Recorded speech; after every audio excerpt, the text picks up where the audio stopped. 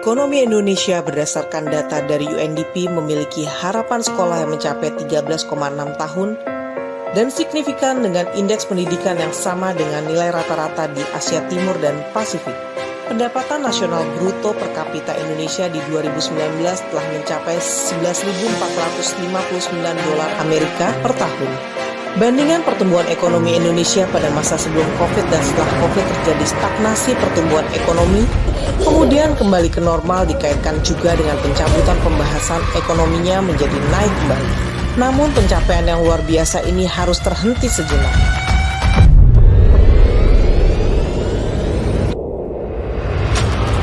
Wuhan in China now on lockdown as the country struggles with fear. Try to contain the deadly coronavirus. Secara resmi WHO China Country Office melaporkan kasus pneumonia yang tidak diketahui etiologinya di kota Wuhan, China hingga pada tanggal 7 Januari 2021 dan akhirnya diketahui dan diumumkan bahwa penyebabnya adalah novel coronavirus. Pagi saya mendapatkan laporan dari Pak Menteri Kesehatan bahwa ibu ini dan putrinya positif corona. Mengumumkan langsung kasus corona pertama di Indonesia. 2 warga negara yang terjangkit virus corona adalah ibu dan anak warga Depok, Jawa Barat. Virus ini dengan cepat berkembang hingga keluar wilayah Wuhan dan negara-negara lain dalam waktu 39 hari tepatnya di tanggal 16 Februari 2020. Dilaporkan 51.857 kasus yang terkonfirmasi di 25 negara dengan 1.669 angka kematian. Dengan penyebaran virus yang begitu cepat, pemerintah Indonesia dengan sigap merespon dan melakukan travel warning dan berbagai kebijakan di bandara, seperti melakukan screening suhu, melakukan tes di setiap pintu masuk dan keluar jalur transportasi internasional. Kementerian Dalam Negeri ikut merespon cepat melalui pembentukan Satgas Penanganan COVID-19 yang bekerja sama dengan Kementerian Luar Negeri dan aparat keamanan untuk melakukan evakuasi warga Indonesia yang sudah terkena dampak virus COVID-19. Pemerintah telah menetapkan COVID-19 sebagai jenis penyakit dengan faktor risiko yang menimbulkan kedaruratan kesehatan masyarakat.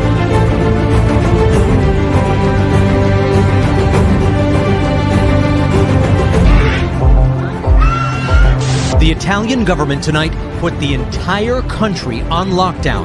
COVID-19 can be characterized as a pandemic. We will be suspending all travel from Europe. From Italy this evening, it just gets worse. The death toll now worse than China. Dunia semakin panik, terjadi chaos di mana-mana akibat virus corona yang menyerang seluruh penduduk dunia.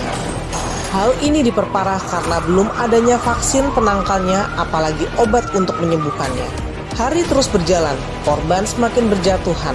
Kematian yang ditimbulkan dari pandemi ini bahkan sudah melebihi kematian Perang Dunia Kedua. Kali ini menambah duka bagi Pemprov DKI Jakarta. Mobil ini membawa jenazah Camat Kelapa Gading M. Harmawan menuju tempat pemakamannya di Pondok Rangon, Jakarta Timur.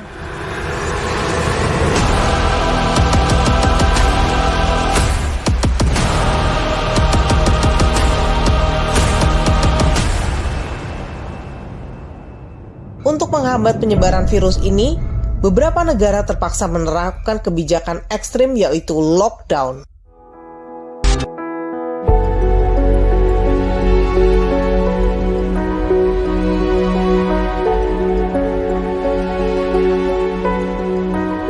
Setelah memutuskan dalam rapat kabinet bahwa opsi yang kita pilih adalah pembatasan sosial berskala besar.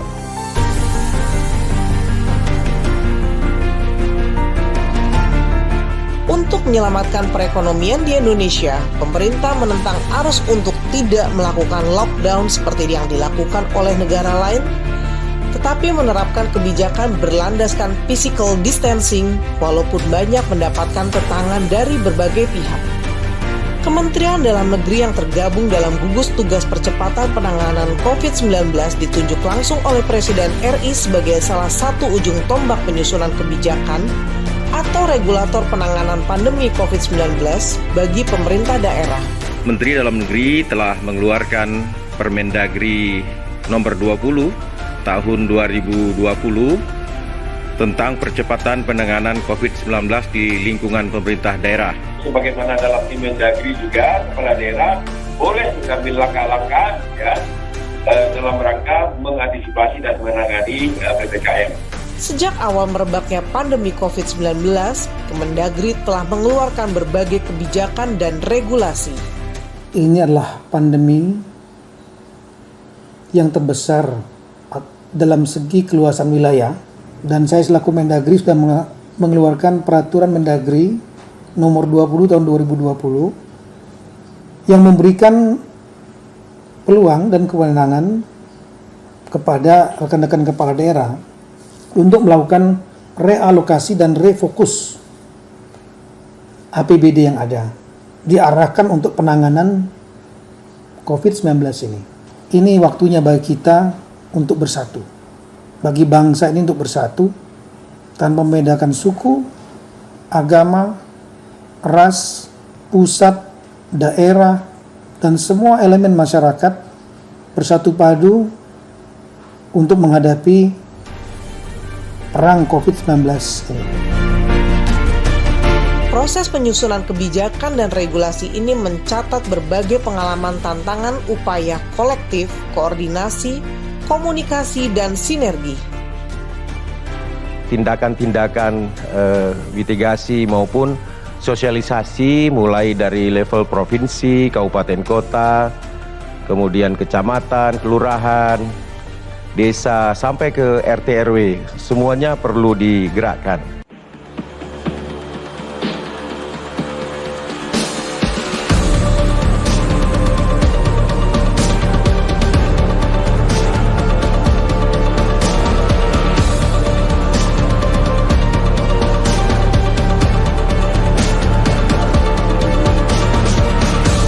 Pada tahap awal penanganan pandemi, pemerintah menerapkan kebijakan PSBB atau pembatasan sosial berskala besar.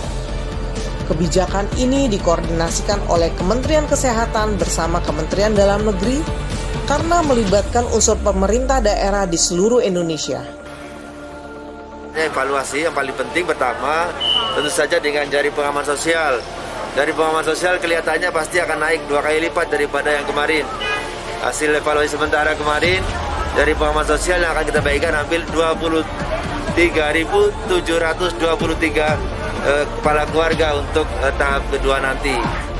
Dengan jumlah positif yang baru sudah tidak ada lagi, dengan epidemik baru epicentrum tidak ada lagi, ya baru kita berhentikan. Sebagai pembina dan pengawas penyelenggaraan pemerintah di daerah, Menteri Dalam Negeri Profesor Dr. Andes Haji Muhammad Tito Karnavian MA PhD dalam berbagai kesempatan secara aktif memberikan arahan kepada para gubernur, bupati dan wali kota agar penanganan kedaruratan di daerah menjadi lebih optimal. Kemendagri juga telah mengeluarkan 3 buku sebagai rujukan bagi pemerintah daerah dalam menangani situasi kedaruratan di daerah. Mengingat pada saat fase awal terjadinya pandemi, belum ada tata laksana yang bersifat pasti. Sehingga bagaimana menangani situasi yang ada berdasarkan pembelajaran dari negara lain dalam penanganan wabah menjadi sangat krusial untuk dilakukan. Setiap daerah dapat mengajukan kebijakan PSBB di wilayahnya atas dasar pertimbangan epidemiologis, besarnya ancaman efektivitas, dukungan sumber daya, teknis operasional, pertimbangan ekonomi, sosial, budaya, dan keamanan dengan syarat-syarat yang ditetapkan dari Kementerian Kesehatan. Kebijakan PSBB relatif dapat mengendalikan pandemi hingga akhir tahun 2020, di mana rata-rata jumlah kasus terkonfirmasi positif terjadi sekitar 6.000 sampai dengan 7.000 kasus per hari. Namun pada awal tahun 2021, seusai liburan panjang Natal dan Tahun Baru, terjadi lonjakan sebanyak 8.000 sampai dengan 14.000 kasus terkonfirmasi COVID-19 per harinya yang berlangsung selama 6 Januari 2021 sampai dengan 24 Februari 2021 dan menyebabkan case fatality rate atau CFR yang mencapai 2,95% dan ruang isolasi COVID-19 di rumah sakit melebihi standar batas aman yang ditetapkan WHO yang batasnya 60%, namun saat itu keterisian ruang isolasi di Indonesia sebesar 85%. Konsep PSBB yang alurnya dari bawah ke atas berdasarkan usulan pemerintah daerah berjalan kurang efektif. Karena untuk menangani wilayah-wilayah aglomerasi penanganan pandemi, basisnya harus dilaksanakan secara lintas wilayah administrasi, supaya bisa ditangani secara sama standarnya dan cara penanganannya. Dampaknya, keterisian rumah sakit di sejumlah daerah hampir penuh dengan angka keterisian hampir seluruhnya di atas 80% di Pulau Jawa.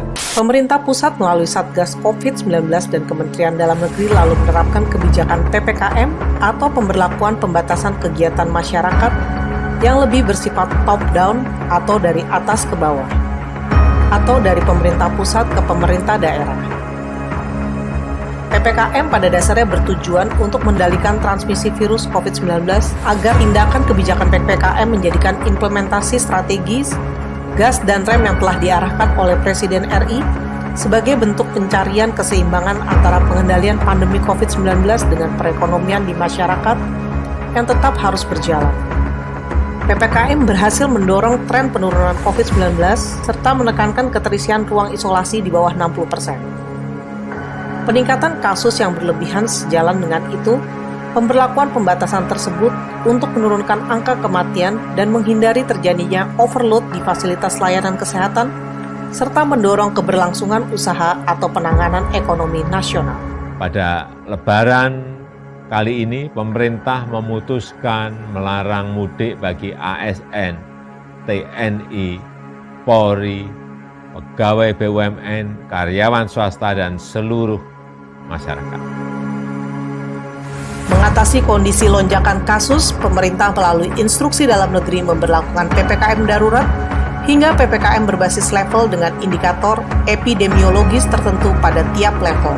Setelah mendapatkan banyak masukan dari para menteri, para ahli kesehatan, dan juga para kepala daerah, saya memutuskan untuk memberlakukan PPKM darurat sejak tanggal 3 Juli hingga 20 Juli 2021, khusus di Jawa dan Bali. Pada fase merebaknya varian Delta ini, sebagai upaya darurat yang telah diputuskan Presiden Jokowi, Kemendagri menerbitkan Imendagri nomor 15 tahun 2021 tentang pembatasan kegiatan masyarakat darurat COVID-19 di wilayah Jawa Bali. Kebijakan ini diambil setelah mendapatkan banyak masukan termasuk dari kepala daerah dan para ahli kesehatan sebagai upaya untuk keselamatan bangsa di tengah lonjakan situasi pandemi yang berkembang sangat cepat. Merebaknya kasus juga mendorong pemerintah untuk membagi penanganan pandemi agar lebih spesifik, yakni PPKM Jawa Bali serta PPKM luar Jawa Bali. Kebijakan ini diambil untuk PPKM berbasis level berhasil menekan kasus hingga awal Januari 2022 dengan berkisar antara 100 sampai dengan 200 kasus per hari. Pada pertengahan Januari 2022, muncul COVID-19 varian Omicron di seluruh dunia yang menyebabkan lonjakan kasus kembali terjadi. Pemerintah memperketat PPKM berdasarkan level daerah. Pada bulan Juli 2022 masuk subvarian Omicron di Indonesia. Namun dikarenakan imunitas masyarakat sudah tinggi, subvarian Omicron tidak menimbulkan lonjakan kasus. Hingga Desember 2022, pemerintah terus memberlakukan PPKM yang diatur dalam Inmendagri kebijakan perpanjangan PPKM, dipertimbangkan atas dasar evaluasi dan monitoring perkembangan kasus COVID-19 di Indonesia dan penanggulangan pandemi COVID-19 berupa transmisi komunitas, kapasitas respon, dan capaian vaksinasi. Selama pandemi berlangsung, Kemendagri secara berkala mengeluarkan instruksi Menteri Dalam Negeri atau Inmendagri sesuai dengan perkembangan kondisi saat itu, di mana perkembangan dipantau sangat ketat dari hari ke hari dan dari minggu ke minggu. Pada tahun 2020, Menteri Dalam Negeri telah mengeluarkan 3 Inmendagri dalam rangka penanganan pandemi di daerah. Selanjutnya, pada tahun 2021, dikeluarkan 69 Inmendagri terkait penanganan pandemik melalui kebijakan PPKM, dan pada tahun 2022 dikeluarkan 70 Inmendagri terkait PPKM dari kolaborasi beberapa lintas kementerian kebijakan yang dilakukan pemerintah selama fase penanganan pandemi COVID-19, setidaknya difokuskan atas 6 strategi yang tetap konsisten dilakukan sehingga capaian penanganan pandemi di Indonesia dapat lebih terkendali dibandingkan dengan negara lain. Strategi pertama adalah melaksanakan 5M, memakai masker, mencuci tangan pakai sabun, menjaga jarak, menghindari kerumunan, membatasi mobilitas, terutama dalam penggunaan masker yang baik dan benar, serta menghindari kerumunan yang tidak perlu. Strategi kedua adalah pengetatan kedatangan dari luar negeri dan himbauan untuk tidak keluar negeri untuk mencegah penyebaran varian COVID-19 yang ada. Strategi ketiga adalah penegakan dan penggunaan aplikasi Peduli Lindungi serta alat pelacak virus COVID-19 sekaligus sebagai upaya penegakan protokol kesehatan di masyarakat. Strategi keempat adalah meningkatkan kesiapan fasilitas rumah sakit dan isolasi terpusat yang memadai, baik dari tenaga kesehatan, sarana dan prasarana, ketersediaan obat-obatan, oksigen, medis, dan lain sebagainya. Strategi kelima adalah mengintensifkan 3T, testing, tracing, treatment. Testing adalah pemeriksaan dini untuk dapat mengetahui kondisi seseorang terjangkit COVID-19 atau tidak, dan hal ini penting agar protokol lebih lanjut dapat dilakukan dengan cepat. Tracing dilakukan untuk mengidentifikasi siapa saja orang-orang yang telah berkontak dengan pasien positif COVID-19, dan hal ini dilakukan untuk memutus rantai penyebaran COVID-19. Kemudian treatment kepada pasien yang terkonfirmasi COVID-19 penting dilakukan secara isolasi di rumah sakit atau isolasi mandiri di rumah sendiri dengan pengawasan petugas kesehatan. Strategi keenam adalah mempercepat vaksinasi kepada seluruh masyarakat dengan berbagai inovasi dan strategi di daerah agar kekebalan tubuh di masyarakat segera terwujud, termasuk pemberian vaksinasi booster sampai dengan dosis lanjutan. Percepatan penanganan COVID-19 yang membutuhkan biaya sangat besar sehingga Kemendagri menginstruksikan ke seluruh jajaran pemerintah daerah untuk melakukan refocusing dan relokasi anggaran dengan prioritas yang meliputi 3 sektor utama, yaitu kesehatan, perekonomian, dan jaringan pengaman sosial atau social safety net. Saya ingin menekankan sekali lagi agar seluruh kementerian, seluruh lembaga, dan seluruh pemerintah daerah menyisir ulang kembali APBN dan APBD-nya. Fokuskan semua kekuatan kita pada upaya penanganan COVID-19. Baik itu di bidang kesehatan maupun penanganan dampak sosial ekonominya. Kemendagri bersama seluruh elemen pemerintah pusat dan pemerintah daerah berupaya sekuat tenaga memberdayakan kemampuan semua komponen anak bangsa agar bersinergi menangani dampak COVID-19 hingga Maret 2023. Setelah 3 tahun pandemi COVID-19 menyebar, menurut WHO, Indonesia menjadi salah satu negara di dunia yang berhasil menangani pandemi COVID-19 dengan sangat baik. Bahkan menjadi salah satu yang terbaik. Kebijakan PPKM yang ditetapkan pemerintah secara efektif berhasil mengurangi jumlah kasus dan meningkatkan imunitas masyarakat, sehingga berdasarkan data dari Nikkei Asia COVID Recovery Index menyatakan Indonesia merupakan negara dengan tingkat pemulihan tercepat di Asia Tenggara. Situasi ini tentunya patut disyukuri. Selain memiliki kinerja penanganan COVID-19 yang baik, cakupan vaksinasi COVID-19 yang sangat cepat, apresiasi itu datang dari salah satu universitas terbaik di Amerika Serikat, Johns Hopkins University atau JHU. Disebut Indonesia menjadi salah satu negara terbaik dalam menekan infeksi akibat SARS-CoV-2. Johns Hopkins University memberikan apresiasi atas penanganan COVID-19 di Indonesia. Indonesia dianggap sebagai salah satu negara yang berhasil menurunkan kasus COVID-19 hingga 58% dalam kurun waktu 2 pekan. Upaya yang dilakukan pemerintah pusat dalam pengendalian pandemi membuahkan hasil yang baik. Pada akhir tahun 2021, ekonomi Indonesia perlahan mulai pulih dan tumbuh sebesar 3,70% di tengah gempuran COVID-19 setelah sebelumnya yakni 2020, pertumbuhan ekonomi mengalami minus 2,07%. Dan selanjutnya data BPS mencatat perekonomian Indonesia pada tahun 2022 mampu tumbuh secara optimal menjadi 5,31% atau bahkan lebih baik dibandingkan dengan sebelum terjadinya pandemi. Situasi pandemi COVID-19 yang terus melandai dan semakin membaik di Jawa, Bali, maupun luar Jawa, Bali menandai situasinya akan bertransisi menjadi endemi. Indikatornya adalah merujuk pada panduan yang dirilis Organisasi Kesehatan Dunia WHO, yaitu jumlah kasus paling banyak 20 kasus per 100.000 penduduk, jumlah pasien dirawat di rumah sakit sebanyak 5 pasien per 100.000 penduduk, dan jumlah kematian 1 kematian per 100.000 penduduk dalam 1 pekan selama 6 bulan berturut-turut. Dan apabila Indonesia bisa memenuhi 3 kriteria ini sekaligus antara 3-6 bulan berturut-turut, dari sisi kesehatan itu adalah indikator bahwa Indonesia bisa masuk fase endemi dan memenangkan pertempuran dengan pandemi COVID-19. Mempertimbangkan situasi pandemi COVID-19 yang terkendali, tingkat imunitas yang tinggi di masyarakat, kapasitas kesehatan yang lebih baik, serta pemulihan ekonomi yang berjalan cepat pada akhir tahun 2022, Presiden Republik Indonesia memberi arahan mempertimbangkan situasi pandemi COVID-19 yang terkendali, tingkat imunitas yang tinggi di masyarakat, kesiapan kapasitas kesehatan yang lebih baik, serta pemulihan ekonomi yang berjalan cepat. Pada akhir tahun 2022, Presiden Republik Indonesia memberikan arahan untuk menghentikan pemberlakuan pembatasan kegiatan masyarakat atau PPKM pada seluruh wilayah Indonesia.